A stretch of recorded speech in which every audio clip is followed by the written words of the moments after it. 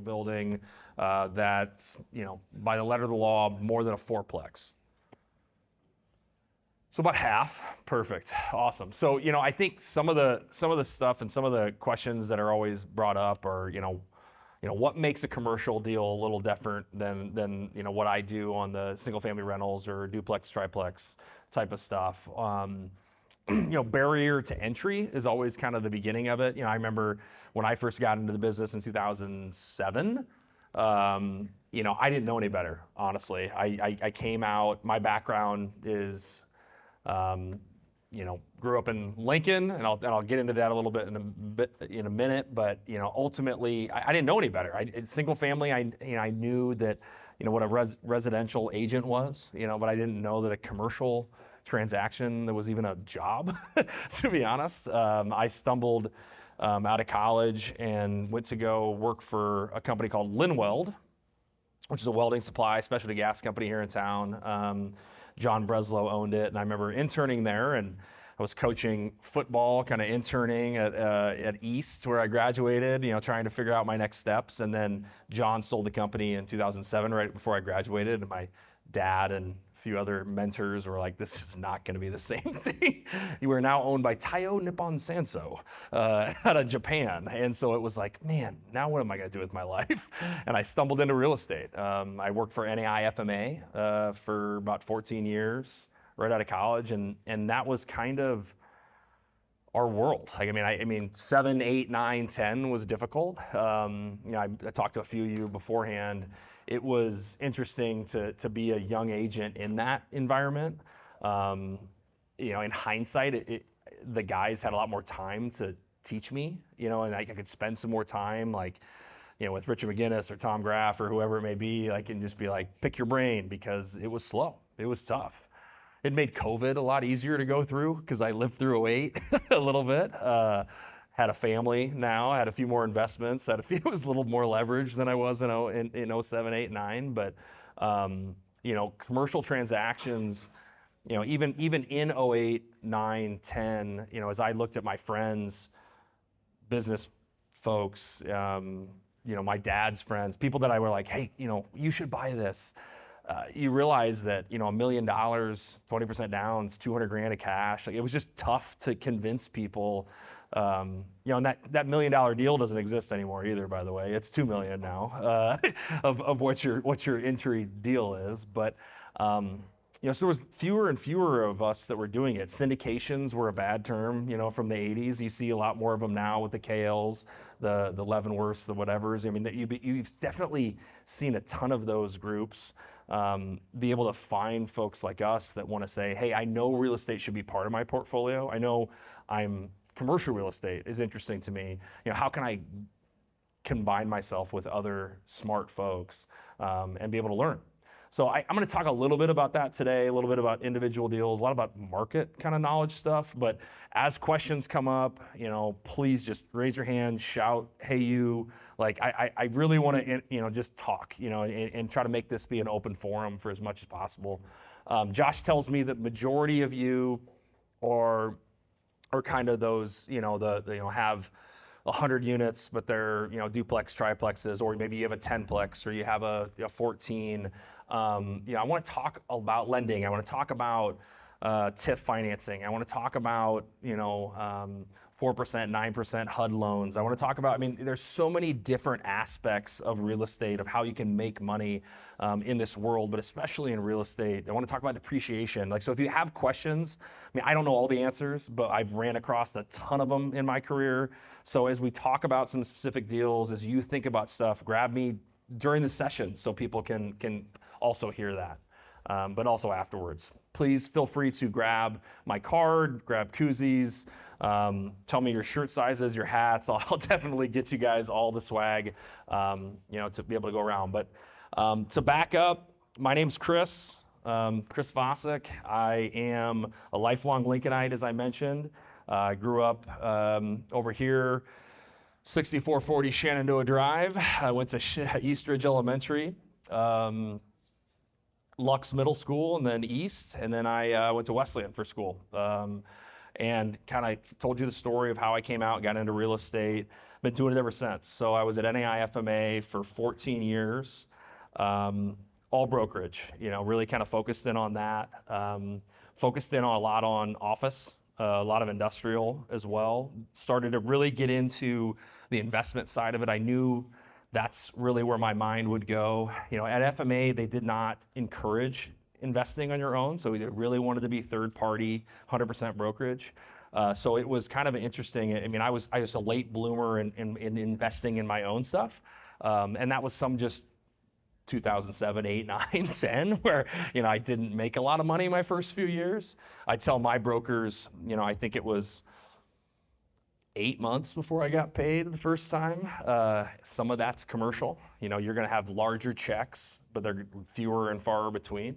But some of that was market, at the time. Now I've had brokers over the years that I've trained in commercial that, make 6 figures their first year.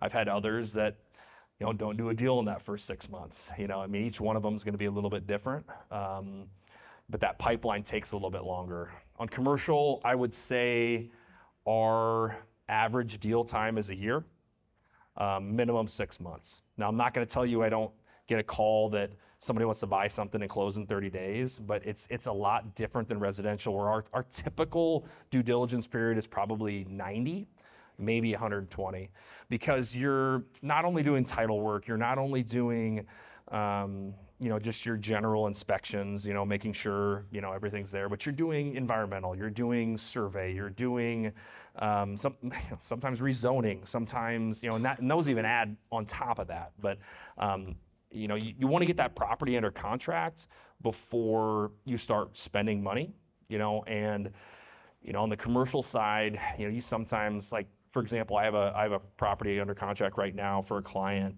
that we're looking at converting a building to a residential facility. But we've probably got $30,000 that we've been spending of just, with Clark Anderson on civil engineering, on design, on working through the city process. And we're probably, between you and me, going to pull out of the deal next week. And that's just going to be lost cost. But we learned something. We moved on. We found another property. But that's typical commercial. You sometimes will spend, 30 grand, 40 grand, 50 grand, 100 grand on just looking at the deal.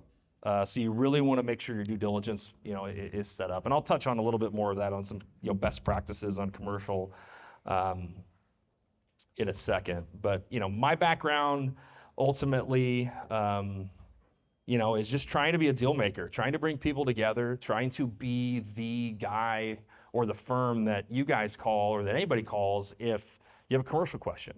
There's so many people that are a realtor, right? Or that do these things, but I feel like, at least, in this business like you guys are, trying to have somebody who knows that and is a sounding board is difficult. So please take my card. Please holler at me if you have questions. I love talking real estate. And it's an interesting one, commercial stuff. There is no Zillow, for commercial. There is no, there's a lot of for rent by owners, I guess, for lease by owners. But, I love helping out clients that just don't get themselves in trouble. I mean, you can definitely sign your life away when you have those leases, when you have those, I don't care if it's a 3-year lease, 5-year lease, 10-year lease, 15-year lease. There is a stigma of, I'm going to save money if I don't call Chris, or I don't call Josh, or I don't call Jamie, right? Because that's what we're used to. Our usual thing, like you guys are, you want the off-market deal, right? Like that's what gets us excited. That's what we do it. On commercial, it's almost the opposite. I preach with my staff day in and day out that we will give you that 3% savings. We will give you that, benefit of if I don't make you that money back on my knowledge and in my head and in my deal volume, then we can have a discussion afterwards. But I can't tell you how many times that it's a value-oriented process. There's so many different things that involve in a commercial transaction than a traditional 30-day quick close, where I'm a buying a home for my wife and I. There's so many ways you can kind of get in trouble. So I recommend that you get an attorney involved, you hire an agent. Even if you don't hire me, hire somebody, is something we talk about a lot in our office. 90-page lease documents, Jamie, we've gone through over the years, 20-page lease documents. It's interesting. And it's just so many more levels to it, I guess I'll say. So bouncing around a little bit, backing up, grew up here in Lincoln, worked at FMA. I split off and started a company called Line Partners, 4 years ago now, October 9th, 2020. So Maddie, Michelle, and I split over. We've got now 26 employees. So what we do on our company is brokerage, like we talked about, trying to put deals together, trying to put, represent owners, represent tenants, represent buyers, represent sellers. But we're also doing property management. We're doing maintenance. We got a full maintenance team. We got accounting. These are a few of the folks that are here. Talk to me later about how it is working with my wife every day.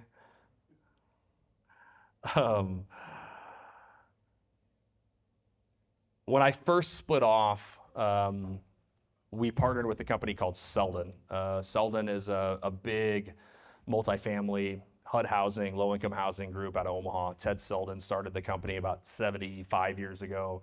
They were awesome. When I took that leap to try to jump off on my own, it was nice to have that 700-pound gorilla behind you to be able to say, okay, marketing, HR, I don't have to worry about all those things. I can just worry about the day-to-day. I can worry about Lincoln.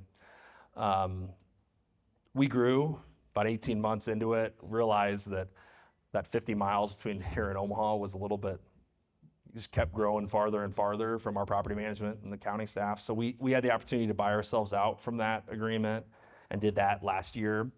And then we bought the Arter Group in May. So you might have heard of the Arter Group. There's Jim.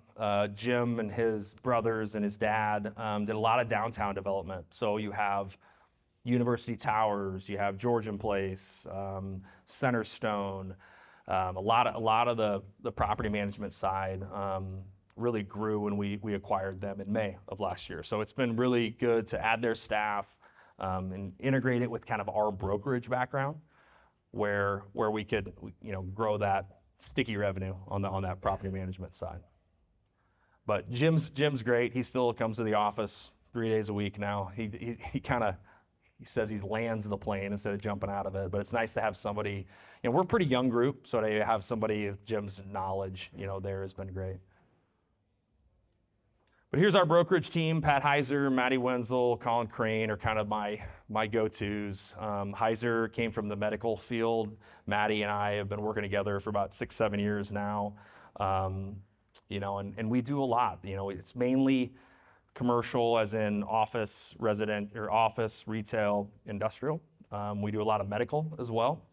One of the projects that I did a couple years ago was the 1040 condos. That might be kind of a nice, collaborative or good conduit kind of to connect between commercial to residential. But this is the old LES building. So you have, let me see here, 10th and O Street. So you have the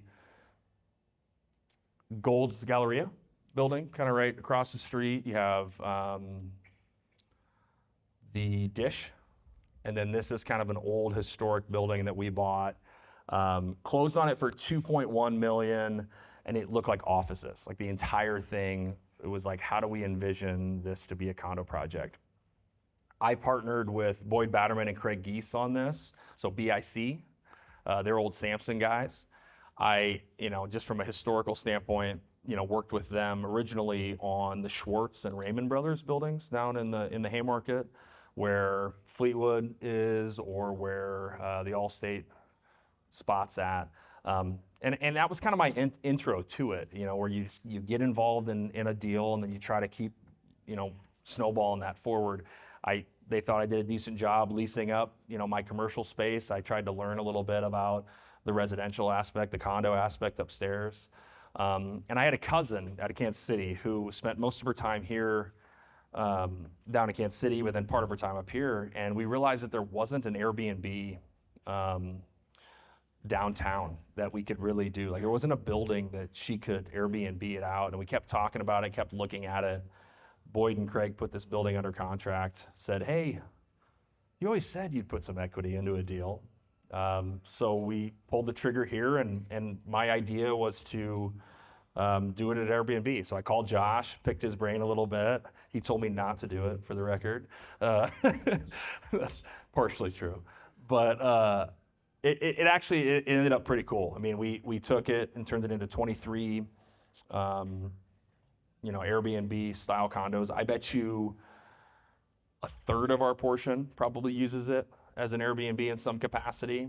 A third probably lives there full time, and a third are just purely, Western Nebraska. They just don't want to stay at Embassy anymore. They want to, they want to come there. But market rate, we were kind of all the way from entry level home. We sold some of these studios for $275,000, so it was kind of fun being able to sell somebody their first home that was a downtown condo. All the way to, we've got 2 still left that are, over $1 million with their own private rooftop decks and really cool, kind of creative stuff. Each floor was 5 units. So you had, a 1-bedroom here on the corner, 2 bedrooms here. And if I did it again, I'd do more 2 bedrooms. 2 bedrooms in the studios were the ones that sold the fastest. But they all sold pretty quick. I mean, we sold all 21 residential units other than the 2 penthouses that we have left in 18 months. So my, 3.8% loan when we did that, I probably sold them too quick in hindsight, but it turned out really cool. It was kind of a unique deal from the Airbnb component. I think that helped people get across the justification of, okay, I'm going to buy a $600,000, $700,000, $800,000 condo. I live in Scottsbluff. But, okay, I could rent it. I could get a little income off of it. This isn't just a sunk cost for me for 8 Husker home games and, 3 volleyball games and a concert. Because that's what it is. I mean, I would say on an average day we have 4 people, or 4 units that have stuff going on it. We manage it now moving forward, so it's just kind of interesting to see the shift and change. Now, first floor has 97.3 or 93.7 the ticket down there, so that's super cool. The mill is there. Such a great amenity on that first floor. When I originally ran the pro forma on this, I wanted to keep the first floor as an income. That's usually what we do, is buy and hold. So this was a little bit unique for me to be able to just kind of turn and burn on it. But it's worked well. I mean, we paid off our loan in 18 months, and now we're just trying to, decide if we're going to finish off one of those condos and start using it, or sell it to Dylan Raiola, who keeps being interested, with his dad. We'll see. I think winning a football game or 2 might help me with that, but we'll see. But no, it's cool. What we ended up doing, and this is kind of, I don't know why I want to highlight it on a little bit. I know I've been jumping around, but this building, it's 5 stories tall, and then built in 1908, 1935, they added this 6-story. So it's on the historic registry, so I can't put any windows in it on the O Street side or the 11th Street side. So when I first ran the pro forma, I couldn't wrap my head around, like, what am I gonna do with that 6th floor? Like, I just gotta put this in as 0. Like, it's common space, it's gym, it's LES used it as a big, boardroom on the south end, and then the north end. There's windows on the north side and then the west side. So I do have light coming in there. And they had that as their break room. Well, we came up with a creative idea and put in a big 20 by 20 skylight. And I think I got more light than I know what to do with now, but you just don't have those windows. So it's kind of interesting. From an Airbnb standpoint, I think it really lends itself to, a cool space. You'd be there on the weekend. He also has your own interior stairwell to be able to walk up, take pictures on the rooftop with the Capitol behind you, with the stadium behind you, weddings getting ready, those types of things. So I think we're going to sell them. These last two have kind of lagged because this was my staging area too for the other 21, because I didn't have a space to trim outdoors or do those types of things. So this sixth floor kind of became that over the last 2 years. And now we've got those rooftop decks done. We've got the skylights in. Here's the north one. Pretty cool stuff. They are investment properties, so they are 1031 eligible. So keep that in mind for anything that you guys have. Love to show them to you. Any questions till I move on? I am selling these. Great question. Yeah, great question. So we aren't doing any Airbnb management at this point. Just don't feel like that's our wheelhouse. What we do is association management. So, we are managing all of the HOA dues. Even though you're a condo, it's a similar thing. You're just vertical. So we're setting the budgets every year. We're collecting the dues. Our maintenance staff is down there, every week, taking out trash, checking on chillers. You have common components in this building. Everybody's got their own heat pump systems, but we have a rooftop chiller, we have a basement boiler. We need to make sure that those are getting taken care of. We change all the filters for everyone. We change, so we're just kind of that conduit between 21 different owners. And because what happens, and there's a couple neighboring buildings we've gone this through, is this is an easy one because it's brand new construction, right? But of course you'll have personalities and things that you have to babysit, which is a lot of the management business. But we've got other buildings like next door at Georgian Place where we had to manage $750,000 elevator replacement. We had to manage rooftop replacements, chiller replacements like we did at Centerstone. So we're kind of that group that helps. We report to the board. Ultimately it's a nonprofit where there's 4 to 7 members usually that you're dealing with. But we're there to try to use best practices and economies of scale, to try to help out and navigate that process. So what happened with that $750,000 elevator? Is that cost split among the owners and then amortized out? 100%. Yeah. So what we try to do is build a certain reserve, right? So every budget that we write, where Linda, on my property management team, Ashley runs commercial. Linda does all my association residential management. Linda does a really good job with Tiffany and puts together realistic expectations. Like, okay, hey, your unit down at University Towers is $500 a month for your HOA dues. Now, typically that covers insurance is the biggest piece of it. As we all know what insurance has been doing lately. Insurance is the biggest piece. And then it's our management fee, but it's also reserve to be able to put towards the rainy day fund and some of these things. Now, you cannot put enough in that reserve to cover a $750,000 elevator replacement, of course. So what we do is a special assess that. So you go back and you say, okay, we're going to pull $100,000 out of reserves that we've put together in there for over the years, and then the rest of it we're going to special assess to all 98 of you, and this is what it's an extra $300 a month or whatever it works out to be. But it's a voted on process, but at a certain degree, they are just things. So when you go buy things downtown or even residentially in a condo association, those are great questions to ask and understand is, what deferred maintenance items, what capital expenses am I going to need, to expect over the next few years? Because it's such a tough thing to say, should it be the old owner who's owned it for 20 years, or should you be a knowledgeable buyer and understand that this is coming? So, hiring a good realtor, hiring someone and asking the right questions as yourself, understanding those condo association documents are so important. You get those when you buy these. You get the bylaws, you get the condo docs, you get those. But what do we all do? Like, whatever. Well, this is where it comes in. So yeah, 100%. Great question. So did you take that association over immediately? And at what be the board members as opposed to you had to do it. On 1040? Nobody. On the 1040 project, Yeah. or on the, yeah. You started from scratch there, or you 100%. adopted one of your other ones from a different property? Yeah, great question. So from a bylaw standpoint and association stuff standpoint, we started from scratch. We hired Danae Kalkowski, with Seacrest and Kalkowski. She took her best practices and ran with it.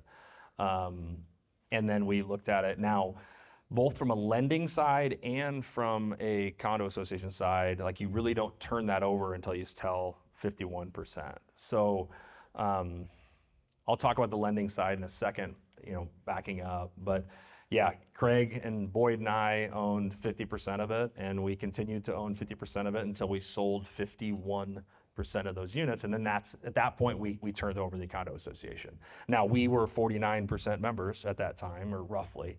But then for every unit that sold, you would do that.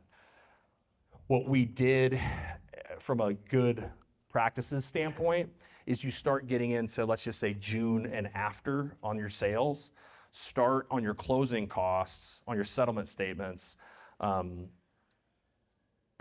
those people prepay their HOA dues for the rest of the year. That was something that they kind of learned in Raymond and Schwartz, was like, man, I don't have to go and chase them for every month. Like, let's just, they can roll it into their loan. It's better for them. And then we can finish it through the other year. So that helped us build a little bit of a base for that account. I touched on lending. So on condo association lending, and this is, back from 08, 9, 10, where you had, certain developers, and I'm just going to pick on Miami. You build this big condo association building in downtown Miami, and then the money runs out. And so you buy a condo in this building, and you own $1 million condo in this building, but then the condo doesn't finish. And so then what do you really own? There is no ground underneath it. There is no equity. You own floor 12 of something that's not finished. So what they did from a federal regulation standpoint is change the laws. And they said, you cannot lend on something that's less than 51% complete. So what I did from a lending standpoint when I did this project is I made Pinnacle Bank guarantee all my loans. As I said, I want you to take my TIF, I want you to take my loan, and I want you to guarantee my first 50% people. So when I had a buyer come, I said, you can go to your own local lender. You can go to Elkhorn National, you can go to wherever you want, but you also have this opportunity to have Pinnacle write it, because they're going to do it. They believe in the project. So sometimes over the years, as you get in more creative projects, that lending piece of it, as has to be a little bit more creative. Condos just bring up a little bit different aspect of that. Any other questions? I'll ask one more. Yeah, please. Maybe, for that 1040 project, just go over the top line numbers. Yeah. You said you bought it for 2.1. Yeah. How much are you putting in? How much are you getting out? Yeah, so like what we looked at doing, we got $850,000 in TIF roughly.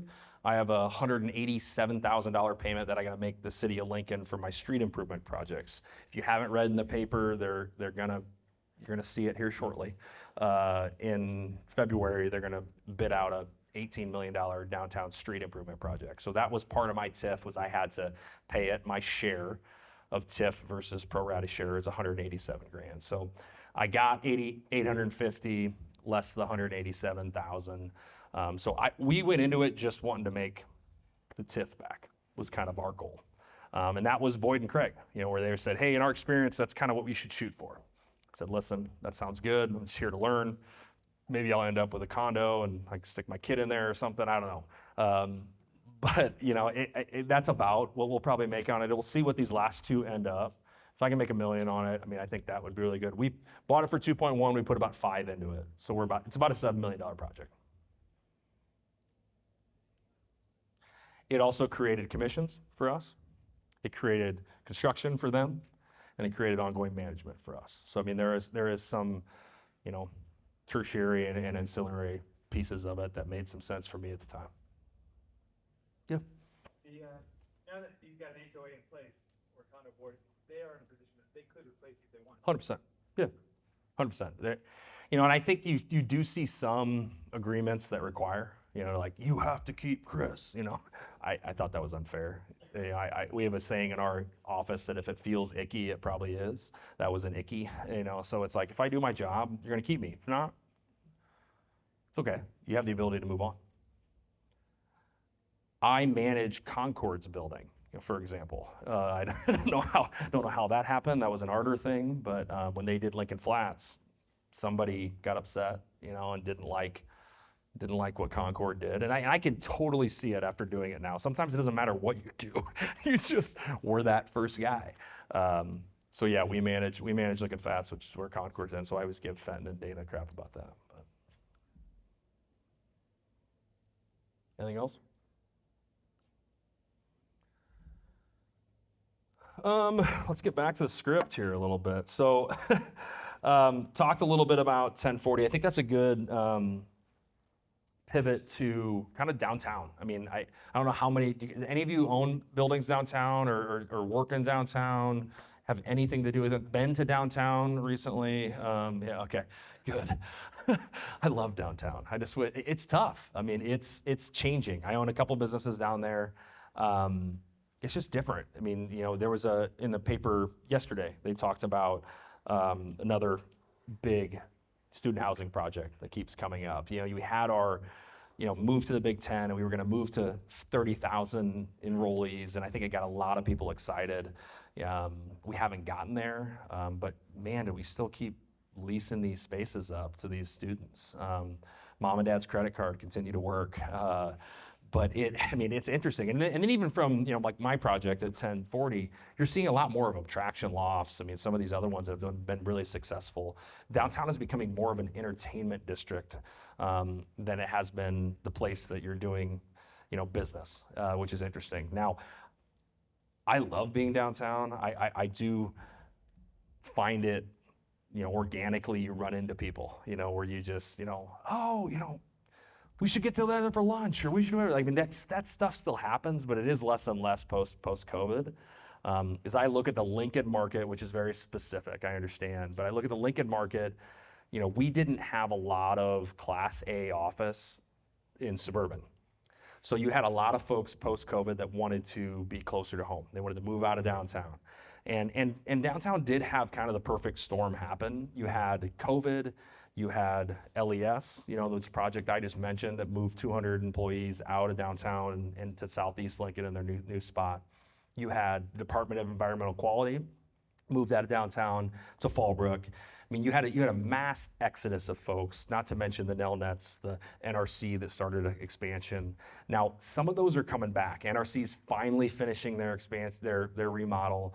Nelnet's pushing all of their employees back downtown. So we are starting to see more activity, which I think is positive for downtown. And I focus on downtown because a healthy downtown, I don't care if we're in Lincoln or Omaha or Denver or Wichita, like a healthy downtown still is good for our it's good for us in suburban, it's good for us as a community. So it's interesting, just seeing, personal and professional habits, right? COVID was such an interesting time. We've now are about 2 years behind the coasts. We're starting to see that folks are going back to the office. Our governor's trying to encourage that, both with a stern hand and not. But you're also seeing other major employers like Nelnet that I mentioned that are doing it as well. So I think that's going to continue to help downtown. But you're also seeing that same thing suburbanly, of folks realizing that there's less inventory, there's less availability for that, office for line partners or office for what it is. We're seeing a lot of medical. Lincoln is an interesting medical community where you've got, even though CHI is struggling a little bit, we've got a lot of independent medical providers that are looking for nice space that's not in the Bryan network, or that is, depending upon where they're at. But we've done a ton of leasing. We've done a ton of new development. We're going to continue to see some of that. So I'm going to kind of go through the general market and maybe talk about some of the giant, little, big, and giant commercial deals that are kind of going on, and see if you guys kind of are aware of them. Please, if you think of any greenfield sites or you see any, construction going on, you have questions, ask me about it. I probably will remember it off the top of my head. If not, I'll look it up and then tell you later. But, in general, as we pivot from downtown to the office environment, I mentioned, that we got out of COVID, State Farm, big campus there. And I'll probably just let that go off for right now so it's not distracting. But State Farm campus, I think, is the premier development campus over the next 20 years of our suburban community. I would love to figure out a way, and I still am going to continue to try to figure out a way to be involved in that in some way or another. It's an interesting building. They completely remodeled the thing. It has one of the nicest commercial kitchens I've ever seen. From different stations, like all the way, and then nobody used it. Like there was 2 maintenance guys wandering around this thing for 2 years doing nothing. It would be a shame to bulldoze that building. But, you saw a lot of those State Farm employees start calling our office once, 2021 hit and whatnot. And they were like, okay, we're not going back to the office. And they, groups of 5 of them wanted to go lease. Groups of 4 of them wanted to go lease. They didn't want to leave their team. They liked working from home, but they were like, I miss, my team. Well, and then we got 2 or 3 leases down the board, and then State Farm cut it off. And I think that's a good example of other businesses, honestly, throughout, Lincoln and Omaha and nationally, of just that folks liked that ability to work from home. But I think that, if they look back in the mirror a little bit retrospectively, they do miss the social interaction at least part of the time. So we're seeing a lot more groups that I work with in LA or New York or Miami or others in the last 2 years start to really push for that. 4 days back in the office. We talked a little bit about the commute earlier. These other markets, there's a little bit more of that, as much as we want to complain about it here in Lincoln. But there still was that attraction of being, I want to be a little closer to home. And we didn't have that in the suburban, Class A, especially driving market. So new construction is obviously expensive. Construction prices have gone up just like interest rates have and everything else. So, in order to make a new construction office deal work, you've got to be probably in that $25, $26 a foot triple net range. So that means your taxes, your insurance, your CAMs, everything else is on top of that price. So your gross 30, 32 in order to even make the numbers work, which sounds crazy when you can go downtown and lease a space for $16 a foot.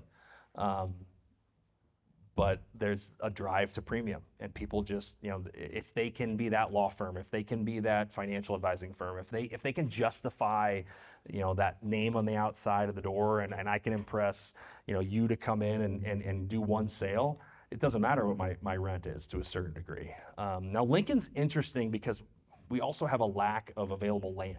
So, some of our land pricing, as we look at office deals, as we look at retail deals, as we look at medical deals, is higher than Omaha.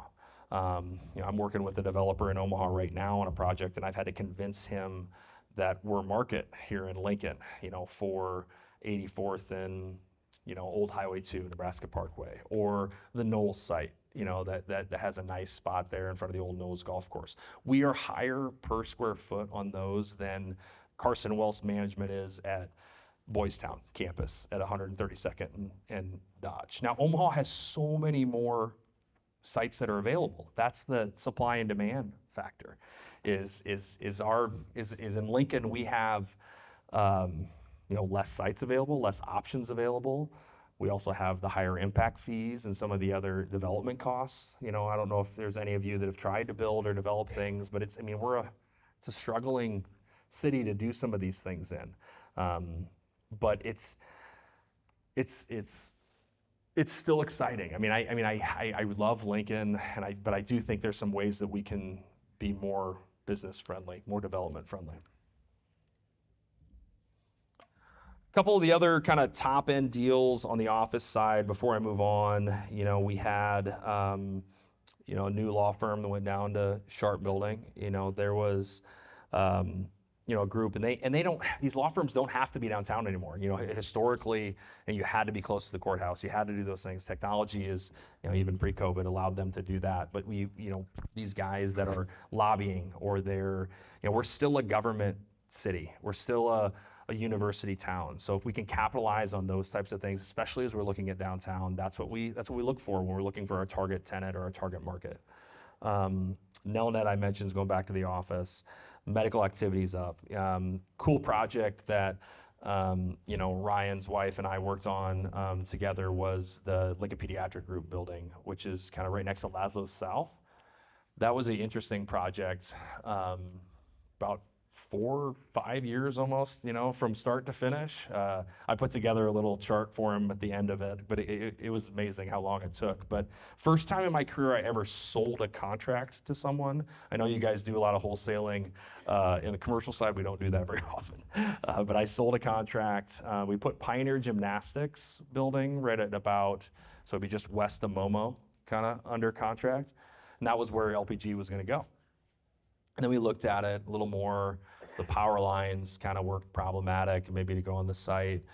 Advanced Medical Imaging, who was the neighboring tenant or owner to the east, in between Momo's and Exchange Bank, we should have been the buyer from the get-go. And then finally we were like, yeah, we really want it. And so we sold the contract to them for, I think it was $45,000, where we sold the, just basically papered it, just like you guys wholesale the contract. And that was the first time that's been done. I'm actually doing another one right now. We'll see if we, fingers crossed, get it done. But so we moved on, which stunk. I didn't commission that at all. Like, I was just like, this is yours, let's move on. And then it was back to the drawing board. So then it was almost 2 years later, we found a site where their location is now, had to go through that whole process of putting it under contract for due diligence, and then really spending some money to see if it was doable. And then you kind of play the game of, when do we announce, that this group is going? You have clients, you have customers, you have patients that you don't want to scare, but you also need to play the game with the city a little bit, which is a lot of it. I told one of my mentors, Richard McGinnis, he was on school board and city council and others, and I'm like, I'm never getting involved in politics. Like, this is horrible. You have to, if you want to play in this game. Like, you have to at least have a general knowledge and connections to, if I want to play the development game, if I want to continue to help my clients, I have to be able to be knowledgeable about those steps, about who's involved in city council, who's in the mayor's office, who's at planning, who's at, at the chamber that I can leverage. It's just the game. But it's ultimately it's about, black versus red, right? At the end of the day. But in order to get where we need to go, we sometimes need to push those buttons. So yeah, we did that, and it was fun. We put up, 27,000 square feet. They took just over 21,000 of it. Schemmer built it, Schemmer designed it. Cheever built it, did a great job, and we found him a tenant. And of course, it didn't work out exactly as planned. We had a different tenant completely planned, actually 2 different ones, and then, where there became, a vacancy became an opportunity, and we found a good dental group to take it, and now they've got two groups, and the dental group in there, and then them, and fully leased, and cash flow's great, and everybody's looking at it as they want to rinse and repeat it. So we've got a number of medical groups out there, and the reason I mention it, that are still looking. So if you guys do have any ground or any interesting suburban spots, please let me know.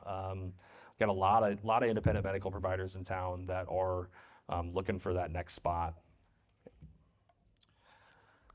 The other one that's kind of interesting, well, 2, as I bring this up, you got the cancer center down south at 40. If you haven't driven down there, holy moly, $50 million. The April Sampson deal.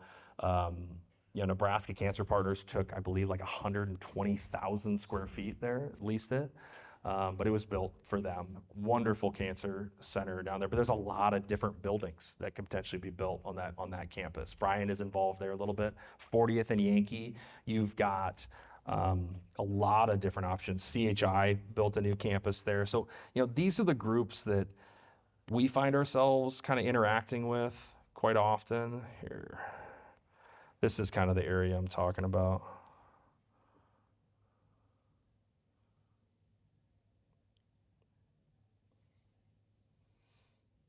So this is another really good example for you guys too on, like, bet you it was 5-6 years ago they first started talking about this project, and probably would have happened 2 years ago, but it was infrastructure all related. It was, I mean, the cancer center was ready to roll. You have some of those political parties that play the game better than I do, or we do in this room. You have the Sampson last name and others, Assurity, Leo Schumacher. I mean, all these guys, and they couldn't get the city to move. I mean, this roadway didn't have infrastructure, wasn't built, and then they got prioritized on other ones over the top of them. So sometimes it's just, you have to be patient. You know, in commercial, it's so much slower, and you just have to be patient and wait for that. So like 40th Street just took forever to get going, but once it's finally gone now, you're seeing all of this development pop up around it. Those people with foresight that were buying tracts of land 5, 6, 7, 10, 15 years ago. I had a mentor that told me a long time ago, follow roads, follow schools. That's all you gotta do. And you'll make a ton of money. Roads and schools. But that's a cool area. You have the new CHI that's right here. What's the bank? Collingsworth's. Citibank. Citibank's got a new location, potentially going here. Bobo's got his new eye clinic there. A lot of development going on. Pivoting to another medical, but you got 84th and Van Dorn. You have the old Allstate campus. So I don't know if you guys knew this, but Brian bought that. There's another location for another building to be built right here, about 50,000 square feet.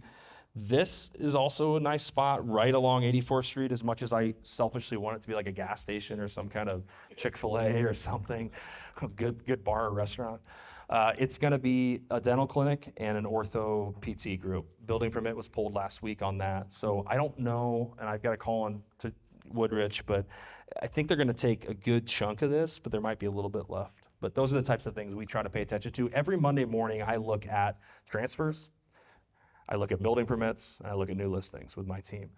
Feels like, when I come to groups like this, or I come go get my haircut, it's like, well, what's going on at front of the old Shopco at 66 and 0? Like, I feel like I need to be able to answer it. It's a Chase Bank, by the way.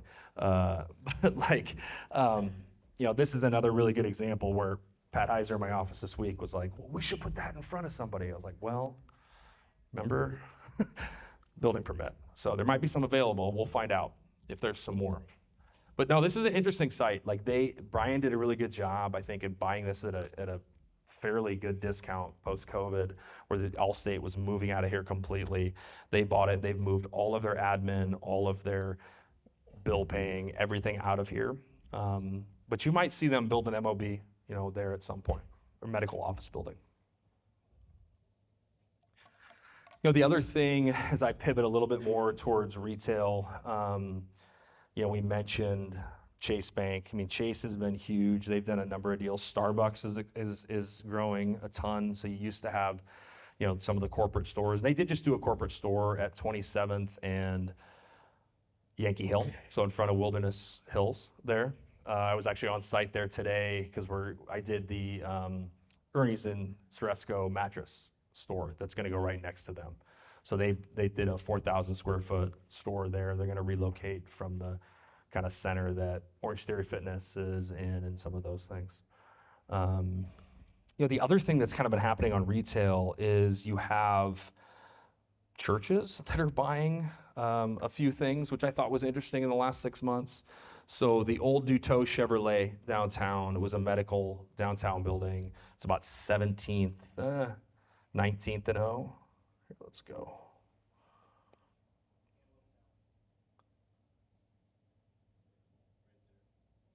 Yeah, if it'll work. Two-story building, blue on it. Here we go. So there's a church going in there relocating from 21st and 0. They're also Belmont Shopping Center, all the way out at First and Cornhusker, got bought for $5.2 million. Another church bought it. Super interesting. It'll be really interesting to see kind of how that works. And yeah, they're taking older, big spaces, right? They're realizing that construction costs are, 175, $200 a foot for just a giant shell. Why don't I go and buy this old Save Mart? And then also, by the way, get the income from, Taco Inn and these other things out front. I mean, it's an interesting approach, and I love their creativity. Here we go. So right on Antelope Valley. I actually, when I was at FMA still, we had this under contract for the Journal-Star. Was going to go here. They were going to take all of the top floor of this church has taken, this old Duteau building, and then they were going to do just kind of their retail spot on the first floor for just a little bit. Nebraska Lottery Commission was downstairs, and a few things. They ultimately ended at Telegraph District. COVID hit, and then staffing changed. Lee Enterprises ended up making some changes, but needed to be downtown. I mean, these are the interesting things that you get on the commercial side is I'll get like RFPs, whether it's from the state or the city, but like Lincoln Journal-Star was one of them of like, it wasn't anything formal, but it was, they would go out to the 10 of us that actually do this in town and say, this is what we're looking for. We need to be downtown. I need to have ground floor access, and I need 25,000 square feet, and I need signage. So it's like, okay, how can I piece these puzzle pieces together and offer you something that no one else can? So that part of it is super interesting. Yeah, it's a super interesting building. It has like I mentioned, the old Duteau Chevrolet. So there used to be a ramp actually that was in the building. You could drive cars up to the second floor. They got rid of the ramp 20 years ago, but there was still an old elevator that was big enough to take vehicles up and down. So Northeast baseball team had like hitting cages in the top floor and all sorts of different stuff. But yeah, self-storage was looked at that. The other place self-storage was looked at downtown was the old YMCA, which just sold again recently. So here's my 1040 project that I mentioned right here where the mill is. And then you have just to the north, the old typewriter building that John Baylor owns, the voice of the volleyball team. And then you have the YMCA or Georgian Place apartments. So the YMCA, for those of you a little younger, used to own hotels. So you could go stay at the YMCA. It's like stay at the YMCA, right? So across the country, they always had hotels, as part of it. Well, in the 80s, when interest rates were really bad compared to they are now, they got upside down. They had to sell the old hotel to the Georgian Place, and so they did. They basically handed it over, and then that's what we condoed, or Jim did, condoed out all the apartments there.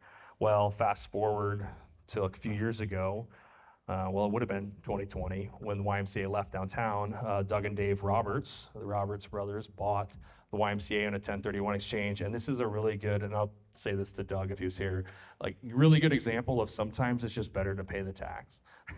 They 1031'd into this deal because they were just like, oh man, I don't want to pay those capital gains, and they got into a deal. Didn't realize there was $1 million worth of asbestos in the building and a few other things. Luckily, I didn't broker the deal, but he got it sold just a couple months ago. Helped him out from the association standpoint. So I don't know exactly, but Justin Hernandez with NGC Construction is going to buy it. It's my understanding. He's going to do his offices on the second floor.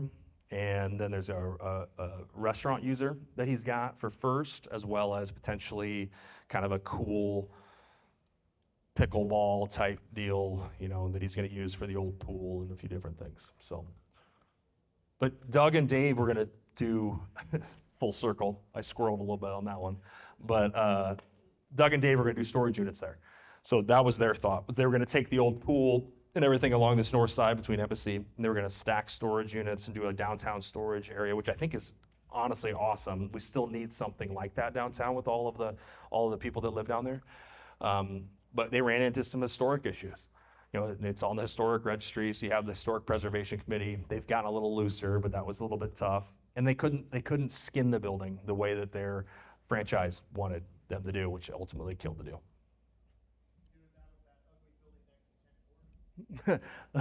Monty needs to tear it down. Great question. So I mean, that's another good example where, you do a development and the guy next to you can do whatever he wants at the end of the day. I mean, the amount of pigeons, the amount of homeless, the amount of issues that we have there, he needs to bulldoze it. But, he looked at doing it was about 170 unit apartment, and he was going to do parking on first and the basement. So we actually even met with them, and we're gonna connect the buildings, like kind of in the basement, and do some different things. I mean, and also you share what's called a party wall. So like the two are like abutted against each other. So there's some structural and some things like that you have to participate in. Specifically on this side. So this is where the party wall ultimately is, and then it jogs back. So even, that was one thing, like as you do downtown development, thinking about your buffer areas.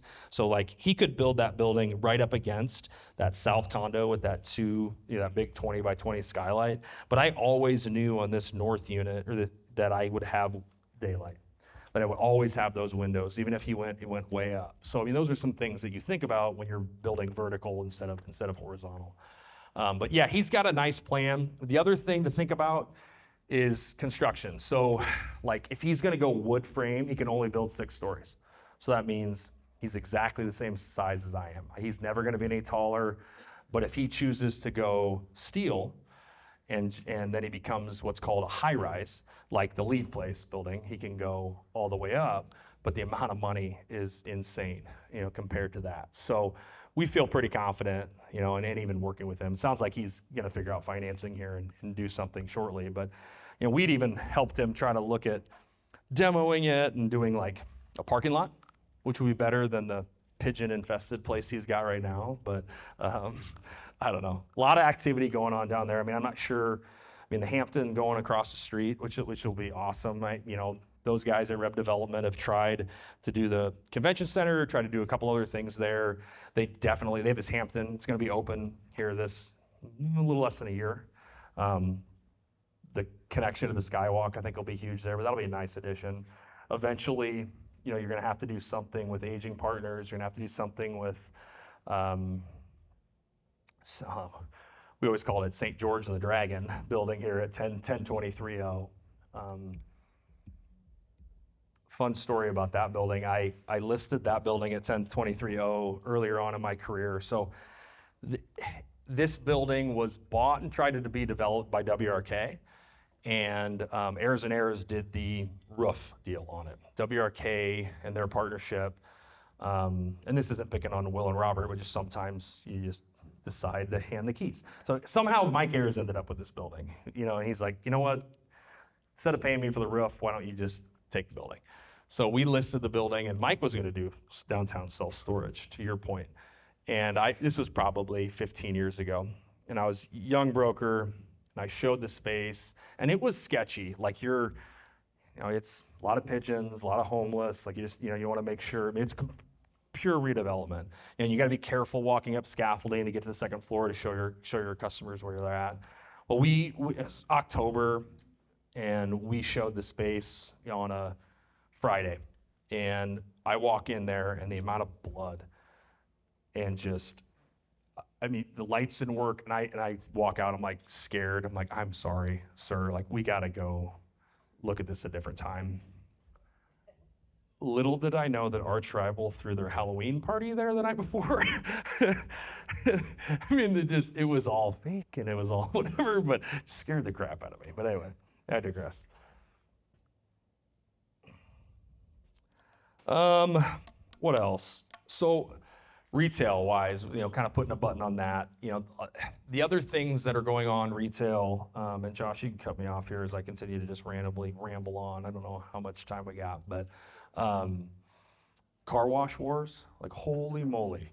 We're above $30 a foot on some of these car wash stuff, which, I would say the most premier development site in town is probably 22 to 25, from a, medical or office standpoint that I talked about earlier. And some of these car washes are paying $33 a foot, and they're all playing defense from each other. So,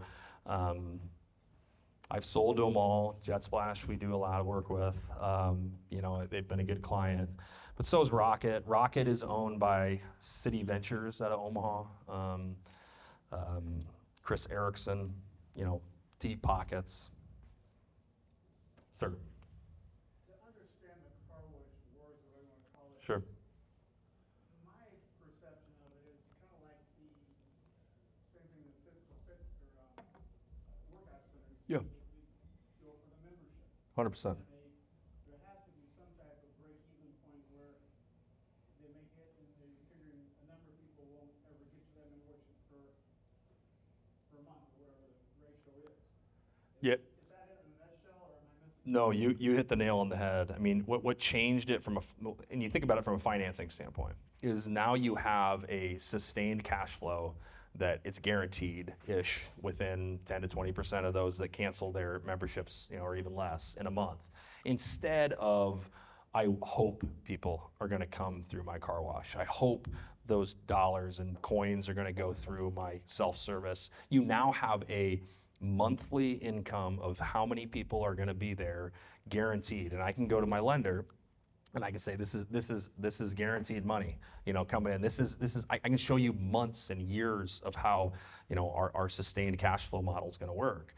And yeah, at the end of the day, you know, your equipment costs and your labor costs are all going to be part of that. But I mean, it's all about the memberships, to your point. What's it cost to build one of those? I can't even fathom the dollar. So here's the other piece, is a lot of it is depreciable, because a lot of it's equipment. So you have your building, and it's no different than you see 7 Brew coffee. Like, I'm gonna switch a little bit in the other retail environment going on with all these coffees jumping up. 7 Brew makes their building and puts it on a flatbed truck and then ships it here. And then there's just a little bit that Hampton Enterprises has to do to put it on site. It's all depreciable. It's a trade fixture on the site. So you play the tax game as well. And the car wash business is a lot of that too. It's, yes, you have your structure and your building and those things, you know, your shell, but everything else is, you know, 10 years instead of 39 and a half. Plus the land acquisition has to be insane. It's throwing all my comps off because these car washes are paying way too much. Exactly, great point. And the only thing that held that up was access, you know, and some association dues. That's an interesting, I mean, it's a client of ours right now. I mean, you can see our signs all over there, but you know, that's a private association, unlike anything that we do. We talked about earlier with 1040, with Georgian, which are all nonprofits. I mean, it's a private association, just like you might have on your, you know, PUD that if you have a residential development there. I mean, you kind of, and you've seen this on John Oliver, you've seen this on some of these nationals that you look at of these HOAs you have to be careful about. But a private HOA can pretty much be judge, jury, and executioner on you. So what we have to tell people, you know, if you would come to me and ask me, you know, how much this land is worth out there right next to Jet Splash, or right next to, you know, where Jim's talking about where that First National Bank got torn down, you know, I would not have to, because we're on the commercial side, but I would, as a good agent, make sure you understand all those other costs too, and how, you know, you're a part of association.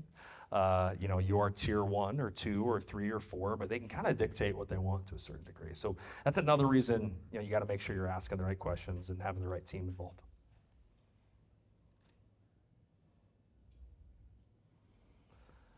Jumping over a little bit, and we talked about office, we talked about retail. I'm going to touch on industrial. I do a lot of industrial. I love industrial. Some of that's because my dad was Lynn Weld, and that's just kind of the world I grew up in. But I also, it's so hot. I mean, it's been crazy. I mean,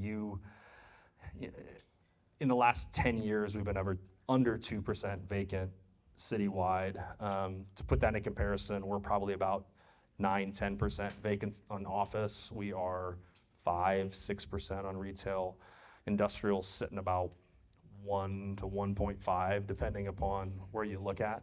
And that includes some of the big stuff. Like, you know, we sold a building for Timpte, which is a huge grain trailer manufacturer on Westo last year. They're building a giant facility in Air Park.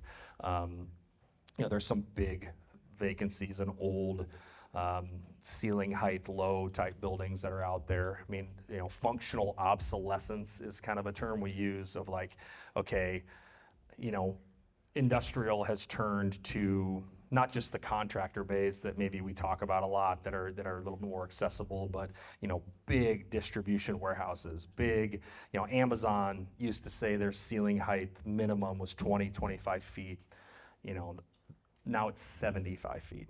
You know, so cubic square feet is gonna be in our future, you know, when we talk about industrial leasing rates, because they're just learning to stack better.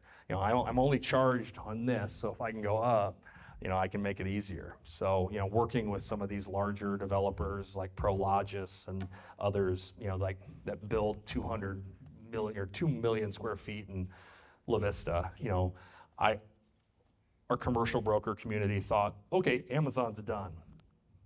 They want to do 5 more of those in Nebraska in the next few years. So it'll be really interesting to see kind of where those are located, you know, and where that ends up. But cubic, you know, cubic is going to be in our future. Super interesting. But there are some of those old buildings, those old like printing facilities, like the old Quebecor building or the old, you know, these are out on Northwest 12th or Northwest 15th that are lower ceilings. I mean, those are, well, I mean, State Farm's kind of like that too, to a certain degree on the office side. But on the industrial, if you don't have ceiling height, it's tough right now. Are there creative ways to look at those from an investment perspective? Like, you know, something I've looked at because they are just, you know, a huge empty shell. There's not a lot of depreciable items to shelter your income and whatnot. Yeah. Like, are there other ways or creative ways you can look at some of those to maybe make an investment make more sense? So yes, always, Ryan. But if, you know, the things I would caution you on would be, you know, the environmental piece on some of those. You know, those can get out of hand pretty quickly. You know, otherwise, I always look at them on a land play. I'm like, what if this building wasn't even there? You know, so that's just the easy one, which you know. You know, I have a good client. I mean, some people don't need height. I don't want to generalize and say that Amazon or those types are the only users that are out there. You know, Kelsey Hyatt with Lincoln Trucking and you know, Terry Novak, good clients. You know, Kawasaki is one of their big deals. So we don't need ceiling heights to store gators. You know, I mean, but he needs hundreds of thousands of square feet because Kawasaki's cranking it out. So, you know, what I would say to you is, you know, who are our manufacturing companies in the market? You know, if you look at a different market other than Lincoln, you know, who is the Kawasaki there that might be, you know, Kawasaki's brought so many different businesses to town. You know, so that's a good use that we found, you know,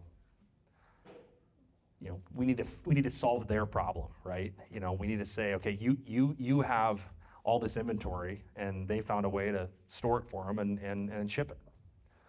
So I don't know. I mean, there isn't a sports play, you know, there. I mean, skating rink maybe. I don't know. But that was in 08, 9, 10. You know, we did a ton of industrial leasing to softball facilities, to soccer facilities, to, I mean, that's how I got into the Speedway Sporting Village deal.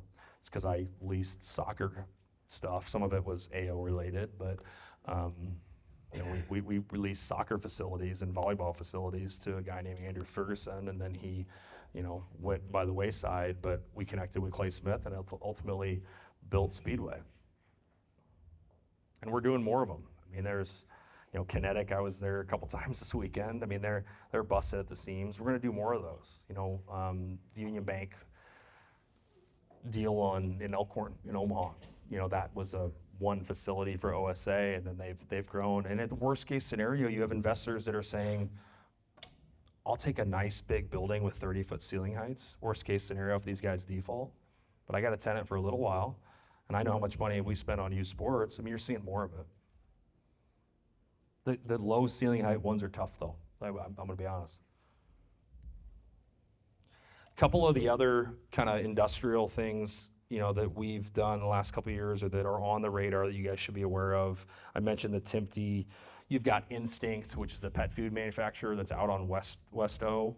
You know, Monty, who's our neighbor down here, we teased, but he's got a huge cold storage portfolio. I mean, it's going to dwarf his real estate portfolio current because he's going all cold storage. And I mean, Jamie knows about it. It's insane. And you're think of it as industrial, and we talk about ceiling heights. This is now specific niche industrial where you are all cold storage, all,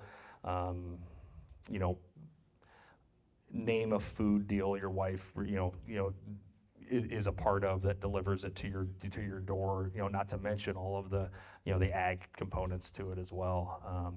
It's such a huge growing, part of the market. And then, data centers is the other big, huge part of the industrial market that you're seeing more and more of it. You've got that huge facility that Google's building out north. They're all over the place, and they're looking for more and more of that. And then Midwest is really poised to hit a lot of that because we are insulated from everything other than tornadoes.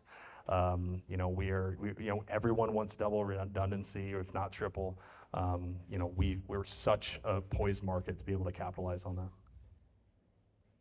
that. Garner Industries was an interesting one. Speaking of tornadoes, they had a facility there in between here and Waverly that got hit by a tornado. Got the opportunity to work with them, try to find a location. It was really frustrating trying to find 70,000, 80,000 square feet of industrial office in Lincoln. Couldn't find it. We had to ultimately split their use into two. So we put the office component at Innovation Campus, and then we found a building that was 40,000 square feet behind the old Schwar Volkswagen at 33rd and Superior. John Linscott and the Greenleaf guys had that. But yeah, it'll be interesting to see kind of where they end up. They got sold to a private equity company a couple years ago too, which kind of further, I wouldn't say complicated the deal, just changed the deal. Phil Mullen, local Phil, would have owned the deal. They probably would have made a little bit different decisions than Shoreview did.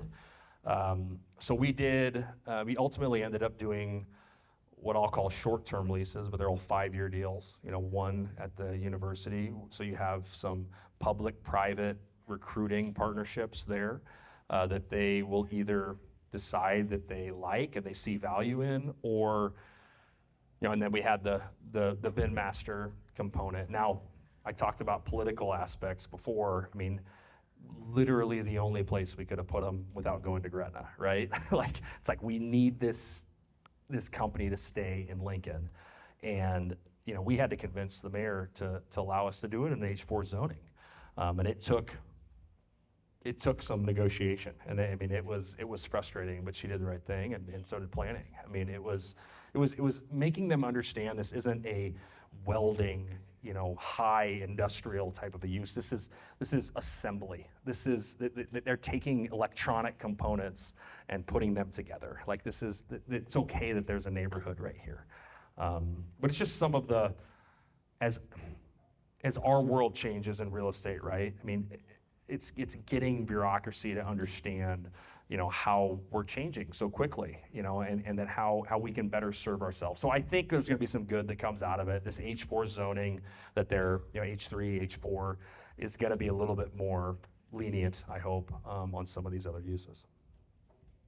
So why didn't they just redo that building in Carson? Super question. So the other challenge in here, I'm gonna zoom out so everybody knows what we're talking about.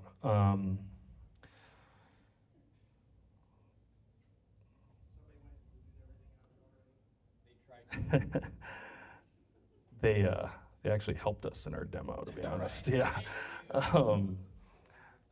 So here's the challenge. This is a unique site in the fact, and I can pull up, but you've got a lot of floodplain issue. You can already kind of see it just where the building was. So you have some non-buildable area, and that's even taking out the mayor's new floodplain, which is a foot above what it actually is. But so let's just say we would want to rebuild this. We have to build it a foot above what the Army Corps of Engineers says we have to build it.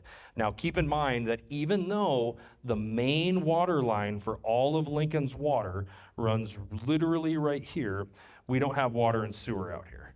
So So this nice little cool pond that's out front that looks very, refreshing and aesthetics, that's just because of the fire sprinkler. This entire pond will suck down and shoot into the fire sprinkler for this building. So that's the only way we could get it to be, 20 years ago when they built this thing, and Mike Ayers did for Phil Mullen, of how they could put this together and say, you can build 70,000 square feet sprinkled up to code, you need a water detention system. So very expensive to rebuild without water and sewer. But it doesn't mean it's not gonna come eventually, right? So it's not far. You have Waverly this direction, which it's about right here, where Tractor Supply is. But somebody's gotta pay to get it to here, or vice versa. You can see where the city line is, right where U-Stop is. We gotta get it coming the other way. So, great buy for somebody who has some time to be a developer, to sit on it, or a great buy for a big employer coming to town that can use that political capital and say, I'm bringing 200 employees, I'm bringing 300 employees, and the only thing I need of you, Miss Mayor, is I need some infrastructure. So we'll see where it ends up, but it was really cost prohibitive for them to rebuild there. $4 million. 800 grand of that is demo. So $3 million, it's yours. All the copper's gone. No, it's super interesting. I mean, that was one of those too where you just, sometimes you feel like I can relate to like every investor in this room of, you feel like you're late to a deal or something, like, oh shit, I should have done that. Like kind of like I should have bought Bitcoin and I should have bought Tesla before the election. Like, damn it, what was I doing?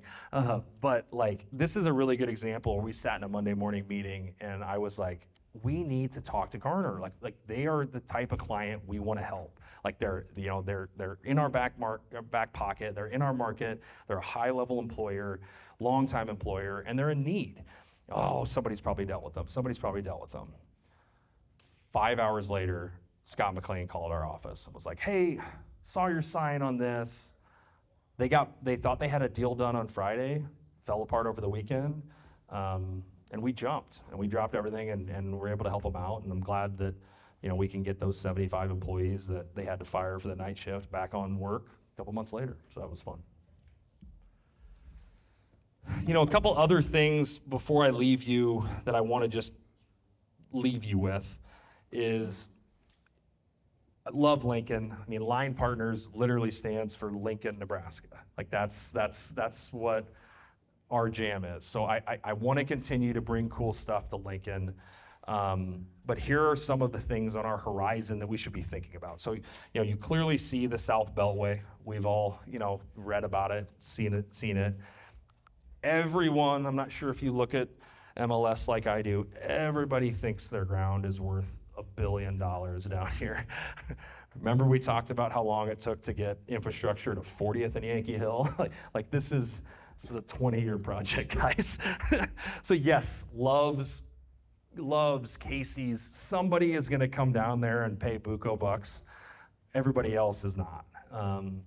There's gonna be some really cool stuff happening down in that area, but infrastructure is gonna be the biggest concern. And you can throw up residential, right? You can throw up contractor bays that are on septic, but water and sewer are gonna be a while.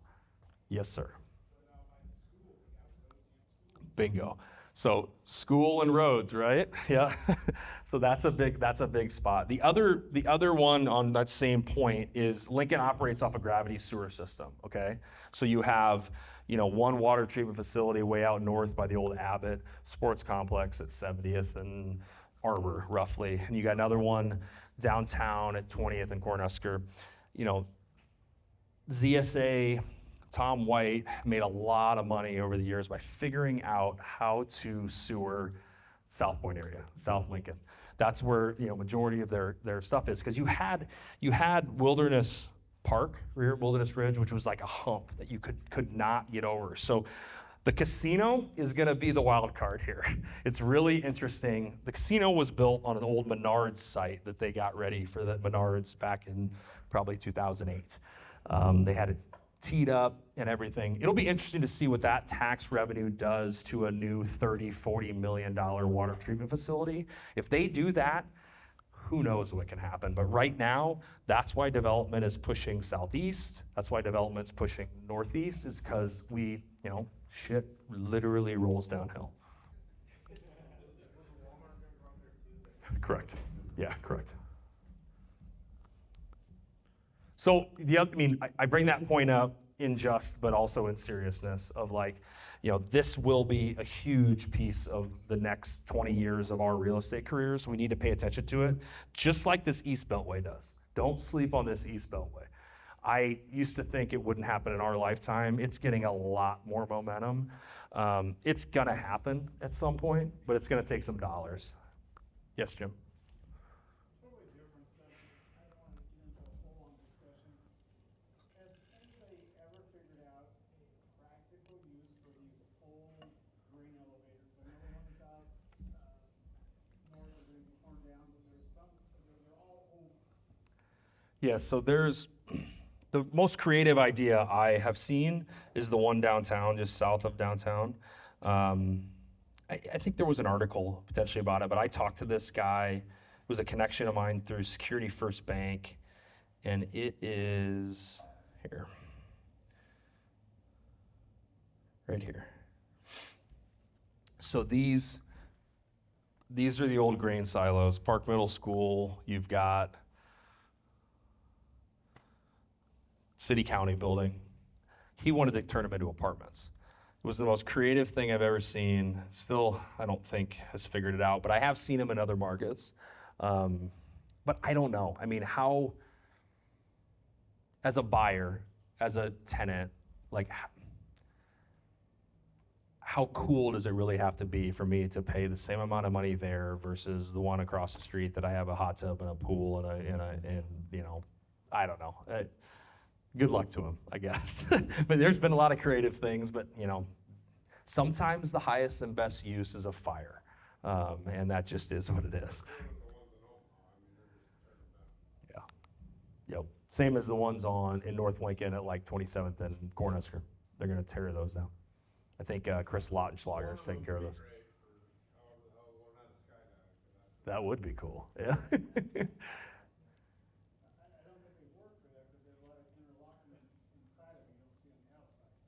True.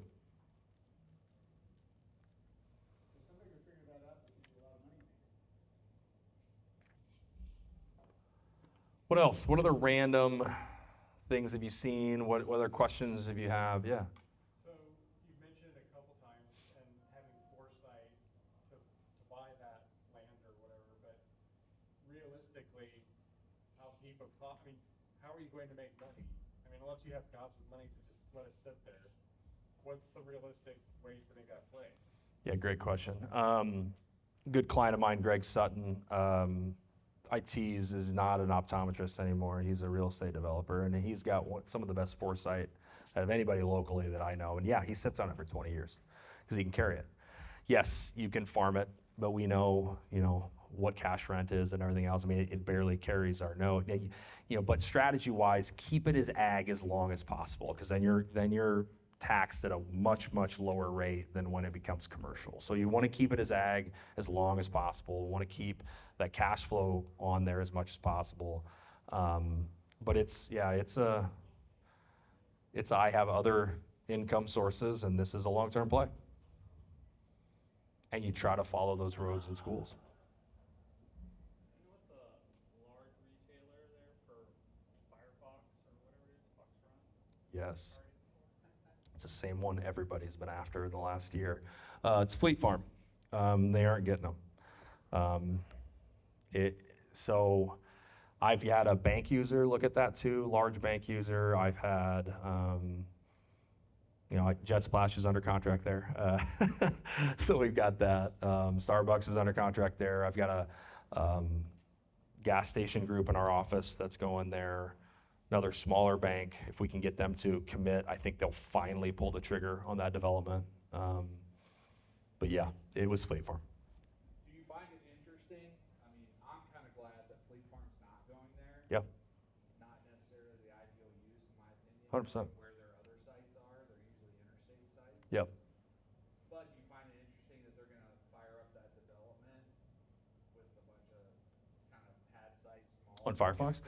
It's kind of going in reverse. 100%, yeah. Like the big anchor. So grocery store what Jamie's saying is usually you pick your biggest anchor to rock and roll at first that dictates the center, and they're working it backwards. They're using, you know, a bunch of pad site groups. Now, I think some of that was Mike Marsh, you know, running into some wetlands issues there, running into some more development issues there.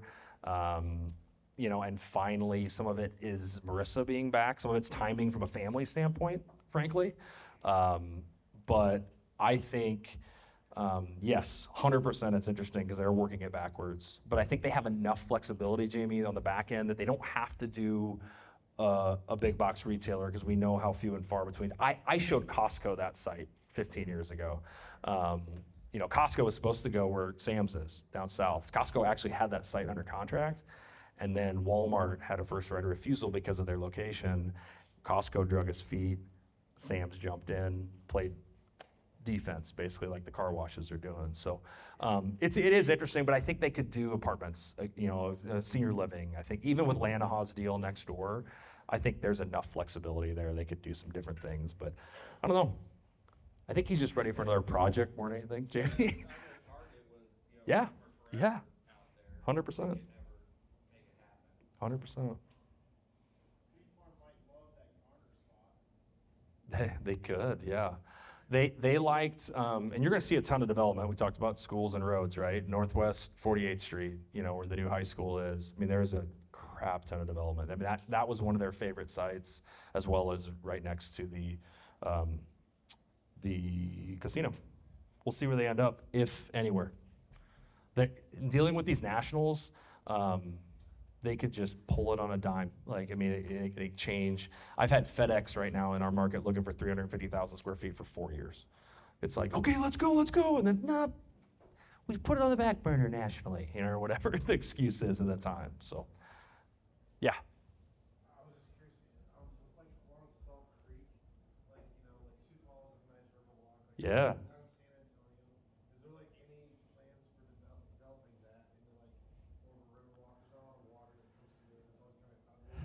Yeah, I mean, definitely stormwater retention first before beautiful river second. Yeah, I mean, I love what downtown Sioux Falls has done. I mean, especially even the last few years. I mean, they've really created cool retail, cool living.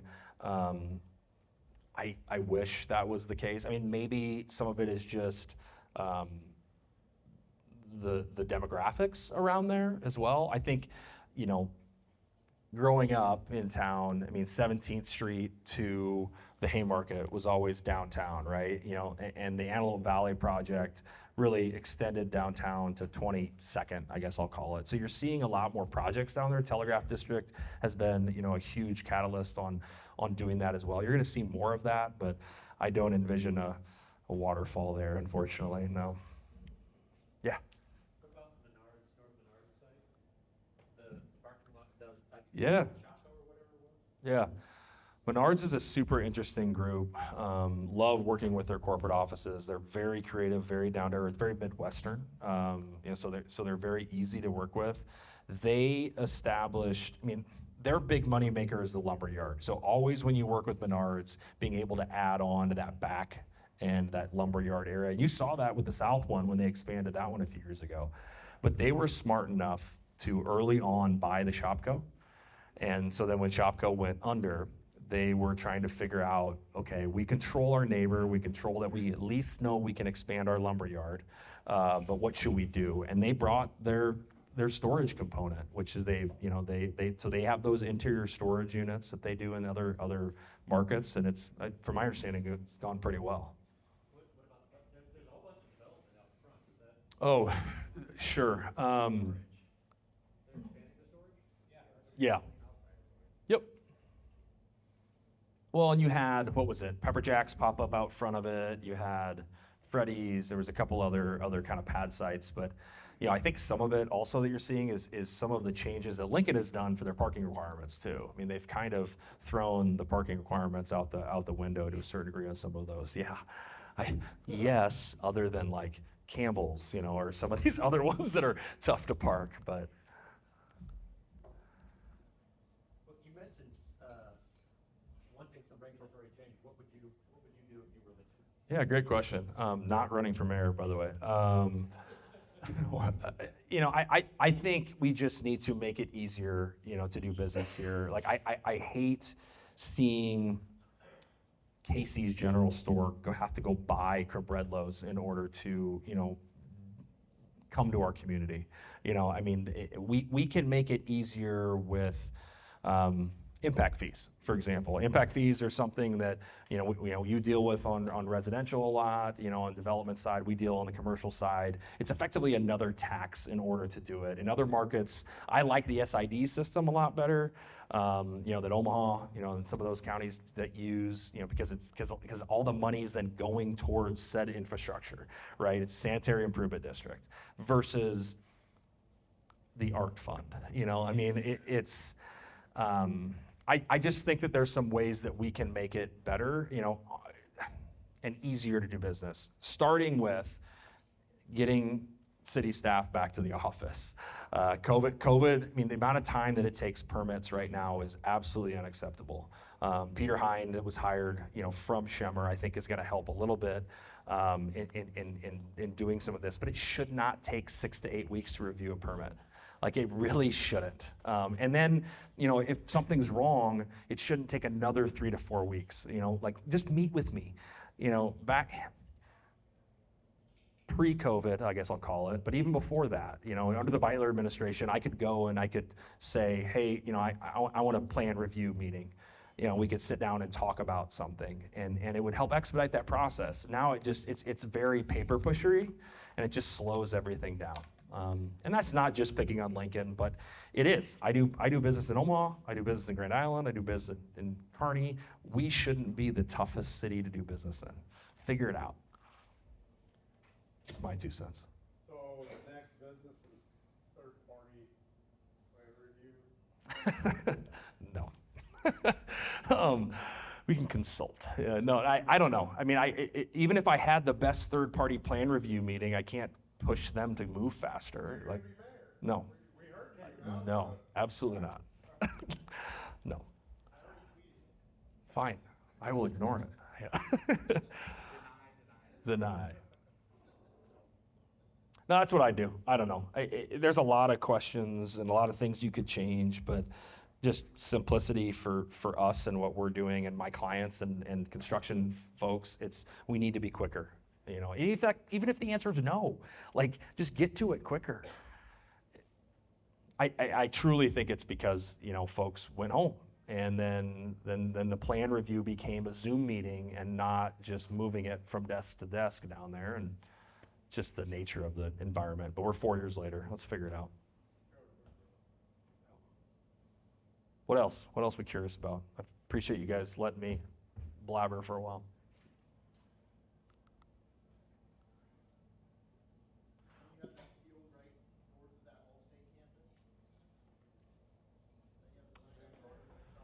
Field north of the Allstate campus. Oh, yeah. That's that Firefox one we were talking about. Correct.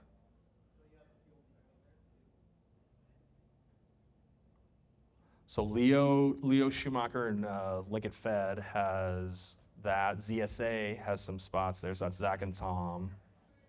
I don't think there's any of our signs over there.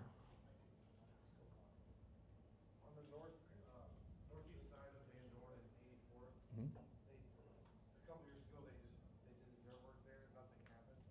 Was something supposed to go there and didn't, or what happened? Yeah, so that's that Firefox we were talking about a little bit. They started dirt work and then they ran into wetland issues. And so you take an acre of wetland out, you have to put 2 acres back. It ultimately ended up not being as bad as they thought, but their ground costs were exponentially more than what they thought. But we've got, to Jamie's question, it's kind of the opposite, where Fleet Farm's not going to go there, Target's not going to go there, but they've got a ton of different uses around 84th and on Van Dorn that, you know, Mike told me yesterday if they get one more, he's going to go. So, but that still means 2 years away. Like, he's going to move, but, you know, we're 24 months from actually having anything open. Well, thank you all. I've got koozies. Anyway, please grab my card. If you want hats, you want shirts, give me your size. You want a follow-up meeting, it's an excuse for you to reach out. I love talking real estate. Definitely, you know, much more in on the commercial side, on the development side. So if you do have curiosities about that, or if you're, you know, looking at 1031 or stepping up to it, that's always kind of been my niche for whatever reason, of just trying to teach people, step people up to kind of that commercial game a little bit. So whether it's Lincoln, Omaha, Grand Island, Kearney, Southeast Nebraska, please let me know, pick my brain. Always willing to sit down and chat more real estate. So appreciate you guys letting me talk your ear off today and ramble a little bit, but nice to meet you all. And once again, Chris with Line Partners.